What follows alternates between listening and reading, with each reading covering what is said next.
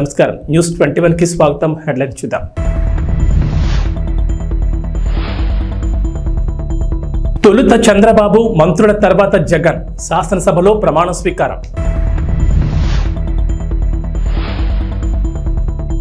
పోచారం శ్రీనివాసరెడ్డి ఇంటికి సీఎం రేవంత్, కాంగ్రెస్ లోకి ఆహ్వానం. ప్రభాస్ ఫ్యాన్స్ కి బ్యాడ్ న్యూస్. తెలుగు రాష్ట్రాల్లో కల్కికి నో ఈవెంట్. ఏపీ అసెంబ్లీ సమావేశాలు కోలాహలంగా ప్రారంభమయ్యాయి. 2.5 ఏళ్ల తర్వాత ముఖ్యమంత్రి హోదాలో సభలో అడుగుపెట్టిన చంద్రబాబుకు సభ్యులు ఘన స్వాగతం పలికారు. అప్పటికే సభకు చేరుకున్న పవన్ చంద్రబాబును కలిసి ఆలింగనం చేసుకున్నారు. ఈ సందర్భంగా సభ్యులు నినాదాలతో హోరెత్తించారు. నిజం గెలిచింది, ప్రజాస్వామ్యం గెలిచింది, గౌరవ సభకు స్వాగతం అంటూ సభ్యులు పెద్ద ఎత్తున నినాదాలు చేశారు. అనంతరం ప్రొటెం స్పీకర్ గోరంట్ల బుచ్చయ్య చౌదరి తన స్థానంలో ఆసీనులయ్యాక జనగణమన గీతాన్ని ఆలపించారు. అనంతరం సభ్యులకు ప్రొటెం స్పీకర్ సభా నియమాలు వివరించారు. ఆ తర్వాత ముఖ్యమంత్రి చంద్రబాబు నాయుడు ఎమ్మెల్యేగా ప్రమాణ స్వీకారం చేశారు. అనంతరం సభా నియమాలు పాటిస్తానని మరోమారు ప్రమాణ స్వీకారం చేశారు. దాదాపు సభ్యులందరూ దైవ సాక్షిగానే ప్రమాణం చేశారు. మంత్రుల ప్రమాణ స్వీకారం తర్వాత వైసీపీ అభ్యర్థన మేరకు వైసీపీ అధినేత జగన్ ప్రమాణం చేశారు. తొలుత చంద్రబాబు నాయుడు తర్వాత Janasena chief deputy CM Konidela Pawan Kalyan ప్రమాణం చేశారు. ఆ తర్వాత వరుసగా Anitha, Atchannaidu, TG Bharath, Kandula Durgesh, NMD Farooq, BC Janardhan Reddy, Payyavula Keshav, Nara Lokesh, Nadendla Manohar, Ponguru Narayana, Kolusu Parthasarathy, Nimmala Ramanaidu, Anam Ramanarayana Reddy, Mandipalli Ramprasad Reddy, Gottipati Ravikumar, Kollu Ravindra, Gummadi Sandhyarani, Satyakumar Yadav, Anagani Satyaprasad, S Savitha, Dola Balaveeranjaneya Swamy, Srinivas, Kondapalli, Vasanthareddy Subhash ప్రమాణ స్వీకారం చేశారు. శ్రీ నారా చంద్రబాబు నాయుడు.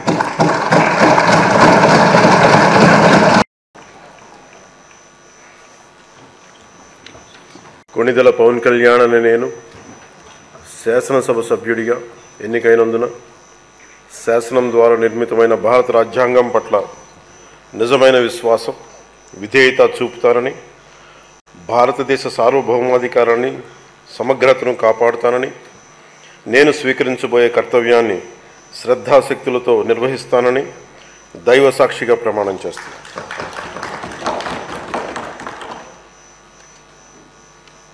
కొణిదెల పవన్ కళ్యాణ్ అని నేను ఆంధ్రప్రదేశ్ శాసనసభ సభ్యుడైన ఆంధ్రప్రదేశ్ శాసనసభ సభ్యుడైన కొణిదెల పవన్ కళ్యాణ్ అని నేను సభా నియమాలకు కట్టుబడి ఉంటానని, వాటిని అనుసరిస్తానని, సభా మర్యాదలను పాటిస్తానని, సాంప్రదాయాలను గౌరవిస్తానని దైవ సాక్షిగా ప్రమాణం చేస్తున్నాను. లోకేష్ నారా.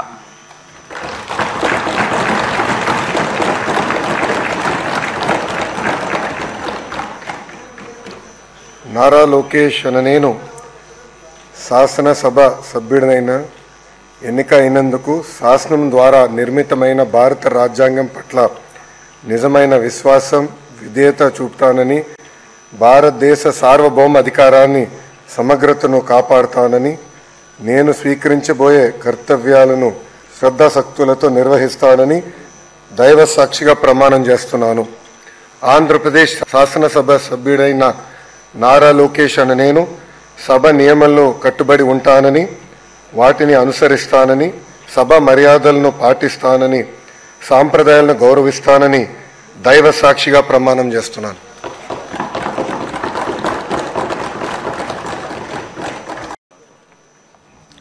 కోనేటి ఆదిమూలనే నేను శాసనసభ సభ్యుడిగా ఎన్నికైనందున శాసనం ద్వారా నిర్మాణమైన భారత రాజ్యాంగం పట్ల నిజమైన విశ్వాసం, విధేయత చూపుతానని, భారతదేశ సార్వభౌమాధికారాన్ని, సమగ్రతను కాపాడుతానని, నేను స్వీకరించబోయే కర్తవ్యాన్ని శ్రద్ధ శక్తులతో నిర్వహిస్తానని దైవ సాక్షిగా ప్రమాణం చేస్తున్నాను. ఆంధ్రప్రదేశ్ శాసనసభ సభ్యుడైన కోనేటి ఆదిమూలని నేను సభా నియమాలకు కట్టుబడి ఉంటానని, వాటిని అనుసరిస్తానని, సభా మర్యాదలను పాటిస్తానని, సాంప్రదాయాలను గౌరవిస్తానని దైవ సాక్షిగా ప్రమాణం చేస్తున్నాను.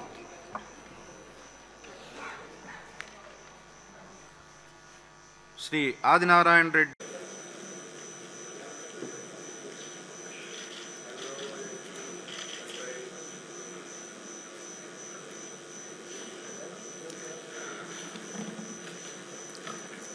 వైఎస్ జగన్మోహన్ అనే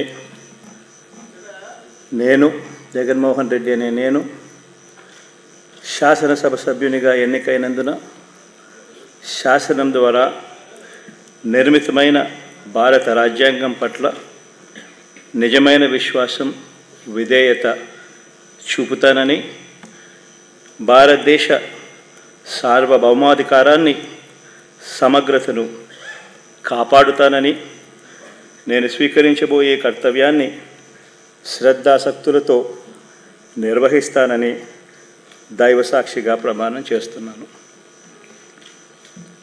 ఆంధ్రప్రదేశ్ శాసనసభ సభ్యుడైన వైఎస్ జగన్మోహన్ రెడ్డి అనే నేను సభా నియమాలకు కట్టుబడి ఉంటానని, వాటిని అనుసరిస్తానని, సభా మర్యాదలను పాటిస్తానని, సాంప్రదాయాలను గౌరవిస్తానని దైవసాక్షిగా ప్రమాణం చేస్తున్నాను.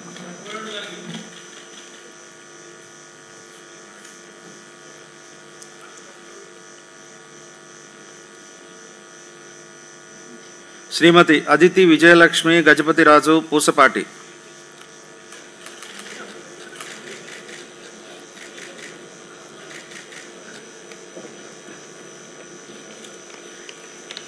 మాజీ మంత్రి కొడాలి నానిపై కేసు నమోదైంది. ఆయనతో పాటుగా సన్నిహితుడు శశిభూషణ్ సహా మరో ముగ్గురుపై కేసు ఫైల్ చేశారు.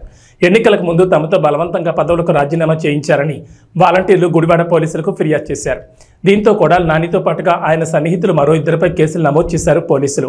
కొడాలి నానితో పాటు ఆయన సన్నిహితుడు దుక్కుపాటి శశిభూషణ్, గుడివాడ పట్టణ వైఎస్ఆర్సీపీ అధ్యక్షుడు గొర్ల శ్రీను, మరో ఇద్దరు వైఎస్ఆర్సీపీ నేతలపై 447, 506 ఐపీసీ సెక్షన్ల కింద పోలీసులు కేసు నమోదు చేసినట్లు తెలుస్తోంది.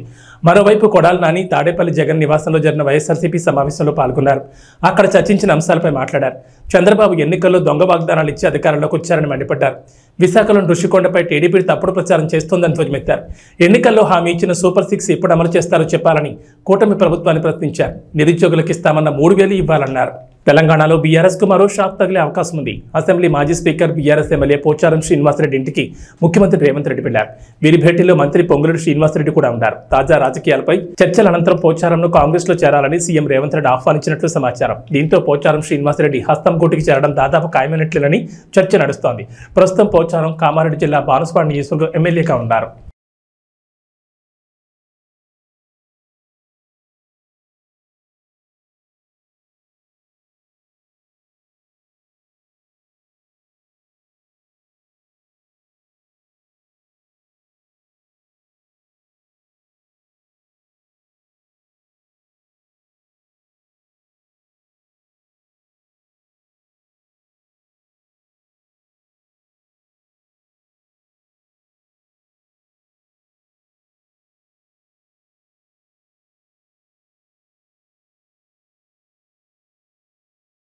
హైదరాబాద్ కలెక్టరేట్లో ఆషాఢ మాసం బోనాల ఉత్సవాలపై తెలంగాణ రాష్ట్ర రవాణా బీసీ సంక్షేమ శాఖ మంత్రి పొన్నం ప్రభాకర్ జిల్లా స్థాయి అధికారులతో సమీక్ష నిర్వహించారు. ఈ సందర్భంగా తెలంగాణ సంస్కృతి సంప్రదాయాలు ఉట్టిపడేలా బోనాల ఉత్సవాలు నిర్వహించాలని మంత్రి అధికారులను ఆదేశించారు. రాష్ట్రంలో కాంగ్రెస్ ప్రభుత్వం ఏర్పడిన తర్వాత మొదటిసారి జరుపుకుంటున్న బోనాల ఉత్సవాలను గతంలో కంటే ఘనంగా జరిగేలా చూడాలని అధికారులకు చెప్పారు. జిల్లా పరిధిలోని 2,400 ఆలయాలకి ఇచ్చే చెక్కుల పంపిణీని త్వరగా పూర్తయ్యేలా చర్యలు చేపట్టాలని అధికారులను ఆదేశించారు. ఇక ఈసారి ఆలయాలకు ఇచ్చే డబ్బులను పెంచాలన్న విజ్ఞప్తిని దేవాదాయ శాఖ మంత్రి కొండా సురేఖ ఆధ్వర్యంలో సీఎం రేవంత్ రెడ్డి దృష్టికి తీసుకెళ్లామని మంత్రి వెల్లడించారు. బోనాల సందర్భంగా ఆలయాలకు వచ్చే భక్తులకు అవసరమైన సౌకర్యాలు కల్పించాలని సూచించారు. కాగా వచ్చే నెల 7వ తేదీ నుంచి బోనాల ఉత్సవాలు ప్రారంభం కానున్నాయి. సింగరేణి కూడా ఏపీలోని విశాఖ స్టీల్ ప్లాంట్ పరిస్థితి వచ్చే అవకాశం ఉందని బీఆర్ఎస్ వర్కింగ్ ప్రెసిడెంట్ కేటీఆర్ సంచలన వ్యాఖ్యలు చేశారు. సింగరేణికి గనులు దక్కకపోవడానికి కారణం బీజేపీ బీఆర్ఎస్ పార్టీలే కారణమని డిప్యూటీ సీఎం భట్టి విక్రమార్క చేసిన కామెంట్లకు కేటీఆర్ కౌంటర్ ఇచ్చారు. తెలంగాణ భవన్లో మీడియాతో మాట్లాడిన కేటీఆర్ కాంగ్రెస్ బీజేపీ కుమ్మక్కై ఉద్దేశపూర్వకంగానే సింగరేణికి గనులు కేటాయించట్లేదంటూ కేటీఆర్ కీలక ఆరోపణలు చేశారు. అందుకే వేలంపాట్లో పాల్గొన్నారంటూ భట్టి విక్రమార్క చెబుతున్నారంటూ చెప్పుకొచ్చారు. బొగ్గు గనుల కేటాయింపు జరగకపోతే సింగరేణి తీవ్రంగా నష్టపోయే అవకాశం ఉందని కేటీఆర్ పేర్కొన్నారు. గనులు లేకపోవడం వల్లే విశాఖ స్టీల్ ప్లాంట్లో పూర్తిగా కార్యకలాపాలు స్తంభించి ప్రైవేటు పరమయ్యే పరిస్థితికి వచ్చిందంటూ కేటీఆర్ వివరించారు. భవిష్యత్తులో సింగరేణి కూడా అలాంటి కథే పట్టబోతోందంటూ ఆందోళన వ్యక్తం చేశారు. వేలాది మందికి అన్నం పెట్టే సింగరేణిని కాపాడేందుకు కేసీఆర్ అప్పట్లో వేలంలో పాల్గొనలేదని కేటీఆర్ గుర్తు చేశారు. కేంద్రానికి లేఖ రాసి వేలంపాట్ను ఆపించారన్నారు. మొత్తం 4 బొగ్గు గనులకు వేలం పెట్టకుండా సింగరేణికి కేటాయించాలంటూ 2021 డిసెంబర్ 11న రేవంత్ రెడ్డి కూడా ప్రధాని నరేంద్ర మోడీకి లేఖను రాస్తారని గుర్తు చేశారు. అప్పుడు మాట్లాడిన ఆ మనిషే ఇప్పుడెందుకు వేలం విషయంలో స్పందించడం లేదంటూ కేటీఆర్ నిలదీశారు. కల్కి 2898 AD ఫైనల్ ట్రైలర్ ఈరోజు సాయంత్రం 6 గంటలకు రిలీజ్ చేయబోతోంది మూవీ టీం. దీంతో అభిమానులంతా 1000 కళ్ళతో దీనికోసం ఎదురు చూస్తున్నారు.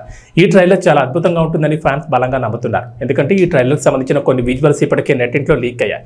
నాగ్ అశ్విన్ దర్శకత్వం వహించిన ఈ చిత్రం జూన్ 27న గ్రాండ్గా రిలీజ్ కాబోతోంది. ముంబైలో జరిగిన ప్రీ రిలీజ్ ఈవెంట్ వల్ల బాలీవుడ్లో మూవీపై బజ్ పెరిగింది. ఇలాంటి వేళ కల్కి టీం మరో బోల్డ్ డిసిషన్ తీసుకున్నట్లు తెలుస్తోంది. తాజా సమాచారం ప్రకారం ఆంధ్రప్రదేశ్, తెలంగాణలో కల్కి టీం ఎలాంటి ఫ్రీ రిలీజ్ ఈవెంట్ నిర్వహించకూడదని అనుకుంటుందట. అయితే ఇప్పటివరకు ఫ్రీ రిలీజ్ ఈవెంట్ను అమరావతిలో గ్రాండ్గా నిర్వహిస్తారని, దీనికి Rajinikanth, megastar, AP CM Chandrababu నాయుడిని అతిథులుగా పిలుస్తున్నట్లుగా భారీగా ప్రచారం జరిగింది. ఆ తర్వాత ఈవెంట్ ప్లేస్ను హైదరాబాద్కు మార్చినట్లుగా కూడా టాక్ నడిచింది. కానీ తాజా రూమర్స్ ప్రకారం తెలుగు రాష్ట్రాల్లో ఎలాంటి ఈవెంట్ నిర్వహించకూడదని మేకర్స్ డిసైడ్ అయ్యారట. దీనిపై అధికారిక ప్రకటన కూడా చేసే అవకాశం ఉంది. ప్రకాశం జిల్లా పెద్దదోర్నాల ప్రభుత్వ ఉన్నత పాఠశాలలో యోగాతోని సంపూర్ణ ఆరోగ్యమని విద్యార్థులతో యోగా కార్యక్రమం నిర్వహించారు. యోగా గురించి మండల విద్యాశాఖ అధికారి బి మస్తాన్ నాయక్ మాట్లాడుతూ, ప్రతినిత్యం మనం దైనందిన జీవితంలో యోగా చేయడం వల్ల శారీరక, మానసిక రుగ్మతలు దూరం అవుతాయన్నారు. యోగా సాధనతో సంపూర్ణ ఆరోగ్యం సొంతమవుతుందని ఎంఈఓ మస్తాన్ నాయక్ పేర్కొన్నారు. శుక్రవారం అంతర్జాతీయ యోగా దినోత్సవాన్ని పురస్కరించుకుని ఉన్నత పాఠశాలలో నిర్వహించిన అంతర్జాతీయ యోగా దినోత్సవ కార్యక్రమానికి ఆయన ముఖ్య అతిథిగా హాజరయ్యారు. టీడీపీ మండల కన్వీనర్ ఏరువ మల్లికార్జున రెడ్డి మాట్లాడుతూ జ్యోతి ప్రజ్వలన చేసి ఈ కార్యక్రమాన్ని ప్రారంభించారు. ఈ సందర్భంగా ఆయన మాట్లాడుతూ, ప్రపంచవ్యాప్తంగా ప్రతి సంవత్సరం జూన్ 21న యోగా దినోత్సవం జరుపుకుంటామని, ఇందులో భాగంగా మన ఉన్నత పాఠశాలలో ఈ కార్యక్రమం నిర్వహించుకుంటున్నామని చెప్పారు. బట్టు సుధాకర్ రెడ్డి మాట్లాడుతూ, యోగాతో శారీరక, మానసిక ఆరోగ్య ప్రయత్నాలు, ఆధ్యాత్మిక ప్రయత్నాలు కలుగుతాయని, వీటిపై అవగాహన పెంచుకోవడం కోసమే ప్రతి ఒక్కరూ ప్రపంచ యోగా దినోత్సవం జరుపుకోవాలని చెప్పారు. యోగా అంటే కేవలం శారీరక శ్రమ మాత్రమే కాదని, శ్వాస వ్యాయామాలతో కూడుకుని మనుషుల్లో ఉన్నటువంటి ఒత్తిడిని, ఆందోళన తగ్గించి వారిని నిరాశ, నిస్పృహ నుంచి బయటకు తీసుకురావడానికి ఉపయోగపడుతుందని చెప్పారు. ప్రిన్సిపల్ నారాయణ రెడ్డి, బీజేపీ అధ్యక్షులు వీరారెడ్డి, ఉపాధ్యాయులు తదితరులు పాల్గొన్నారు. ప్రభుత్వ ఉన్నత పాఠశాలలో ఈరోజు విద్యార్థుల ముందు యోగా దినోత్సవం జరుపుకోవటము, ఎన్డీఏ కూటమి తరఫున వచ్చిన ప్రతి ఒక్క నాయకులకు, ఈ ఉపాధ్యాయులకు, ప్రతి ఒక్కరికి సహకరించిన ఉపాధ్యాయులకు, విద్యార్థులకు ఈరోజు 170 దేశాలలో అంతర్జాతీయ యోగా దినోత్సవం జరుపుకోవటం ఎంతో, ఈ పాఠశాలలో జరుపుకోవటం ఈ మండలంలో మాకు ఎంతో సంతోషమైన విషయము. ఎందుకంటే రాష్ట్ర పార్టీ అధ్యక్షురాలు శ్రీమతి దగ్గుపాటి పరమేశ్వర ఆదేశాల మేరకు, అలానే జిల్లా పార్టీ అధ్యక్షుడు పివి సుబ్బారెడ్డి ఆదేశాల మేరకు నేడు ప్రభుత్వ ఉన్నత పాఠశాలలో మేము యోగా దినోత్సవంలో పాల్గొని ఈ విద్యార్థుల యొక్క ప్రతిభను, వాళ్ళ యొక్క రాష్ట్ర స్థాయి, అంతర్జాతీయ అవార్డు అందుకున్న విద్యార్థులతో యోగా దినోత్సవం జరుపుకోవడం మా మండల పార్టీ నాయకులు అయితేనేమి, కార్యకర్తలు అయితేనేమి ఎంతో సంతోషమైన విషయము. ఎందుకంటే ప్రపంచంలోనే నరేంద్ర మోడీ గారు వచ్చినాక, అంతకుముందు భారతదేశంలో పాలకులు పాలించిన రోజులలో యోగా అనేది ఏ పాఠశాలకు కూడా వచ్చి విద్యార్థులకు యోగా అంటే తెలియని రోజులు. కానీ నేడు తొలిసారి ప్రధానమంత్రి అయిన తర్వాత భారతదేశానికి కింది స్థాయికి విద్యాపరంగా ప్రతి విద్యార్థులకు మనము వాళ్లకు యోగా అనేది తీసుకెళ్ళాలి. వాళ్ళకు కూడా ఆ విధానాన్ని పాటించే విధంగా మనం నేర్పాలి. అందుకని ప్రతి రాష్ట్రాలలో కూడా ప్రతి పాఠశాలకు ఒక యోగా టీచర్ను పెట్టించి వాళ్లకు జీతభత్యాలు ఇస్తూ ప్రతి విద్యార్థులకు నేర్పిన విధానాన్ని తీసుకొచ్చిన ఘనత భారతీయ జనతా పార్టీ నరేంద్ర మోడీ గారిది. ఎందుకంటే వైద్యమైన పాలకులకు నిర్లక్ష్యం వలన గతంలో జరిగిన ఎన్నికకి నేడు మూడోసారి ముచ్చటగైన ప్రధానమంత్రి వర్యులు నేడు విద్యాపరంగా, వైద్యపరంగా ఆయన పేదవాడు కాబట్టి పేద విద్యార్థులకు వాళ్లకు విద్యను అందించాలనే విధానాన్ని తీసుకొచ్చి, ఆ రోజు వాజ్పేయి గారు ఉన్నప్పుడు సర్వశిక్ష అభియాన్ అనే పథకం తీసుకొచ్చి పాఠశాల అభివృద్ధికి పాటుపడి ప్రతి సబ్జెక్టుకు ఒక టీచర్ ఉండాలనే విధంగా ఆనాడు వాజ్పేయి దగ్గర నుంచి నేటి వరకు కూడా ప్రధానమంత్రి గారి ఆశయం. కానీ నేటి పాలకుల నిర్లక్ష్యం వలన ప్రతి పాఠశాలలో టీచర్ కొరత ఉన్నది. ఏ సబ్జెక్టుకు టీచర్ లేడు. గత పాలించిన పాలకులు అయితే విద్యను వదిలిపెట్టి బటన్ నొక్కడం మొదలుపెట్టినారు. కానీ నేడు వాళ్లకు సమాజంలో తీర్పులు కూడా ఆ విధంగానే ప్రజా తీర్పులో ఓటమి చెందారు. ఎందుకంటే పేదవాడికి కావాల్సింది విద్యము, వైద్యం. ఎందుకంటే అవి రెండే. ఎందుకంటే ప్రతి పేదవాడి పిల్లవాడు బడికి వెళ్ళాలి. గవర్నమెంట్ స్కూళ్ళలో కూడా ప్రైవేటు కన్నా గవర్నమెంటే మిన్నా అనే విధంగా ప్రధానమంత్రి తపన పడుతుంటే, రాష్ట్రంలో అధికారం వచ్చిన గత ప్రభుత్వము నిర్లక్ష్యం వహించి వాళ్ళందరినీ ఇబ్బందుల పాలు చేసి చేసిన విధంగా ఉపాధ్యాయులు కూడా ఆ ఇబ్బందులకు గురైనారు. ఎందుకంటే నాణ్యతమైన విద్య లేదు, నాణ్యతమైన ఫుడ్డు లేదు వాళ్లకు. వాళ్లకు కేంద్ర ప్రభుత్వం అందించిన ఏ ఫుడ్లో కూడా వాళ్లకు అంతా డొల్లతనం చేసి తూతూ మంత్రంగా 5 సంవత్సరాలు వాళ్ళకు తీసుకొచ్చిన కేంద్రం పంపించిన నిధులు కూడా వాడుకొని బటన్ డొక్కా సరిపెట్టుకొని వాళ్ళ సొంత స్వలాభాల కోసం ఈ పథకాలను వాడేస్తున్నారు. కాబట్టి ప్రజా తీర్పు నేడు ఆ విధంగానే 175 సీట్లకు 164 సీట్లు ఎన్డీఏ కూటమికి ఈ రాష్ట్రంలో తీర్పిచ్చినారు. ఎన్డీఏ కూటమి అభ్యర్థి ముఖ్యమంత్రి వర్యులు జాతీయ పార్టీ అధ్యక్షుడు తెలుగుదేశం పార్టీ అధ్యక్షుడు నారా చంద్రబాబు నాయుడు గారికి, అలానే జనసేన పార్టీ అధ్యక్షులు శ్రీ కొణిదెల పవన్ కళ్యాణ్ గారికి, డిప్యూటీ సీఎం గారికి, అలానే రాష్ట్ర పార్టీ అధ్యక్షులు శ్రీమతి దగ్గుపాటి పురంధేశ్వరి గారు, అలానే రాజమండ్రి పార్లమెంటు సభ్యులు వీళ్ళందరికీ పేరు పేరున మా మండలం తరఫున. తిరుమలలో కల్పవృక్ష వాహనంపై రాజమన్నార్ అలంకారంలో శ్రీ ప్రసన్న వెంకటేశ్వర స్వామి రథం ఊరేగింపు జరిగింది. ఈ కార్యక్రమంలో పలువురు పాల్గొన్నారు.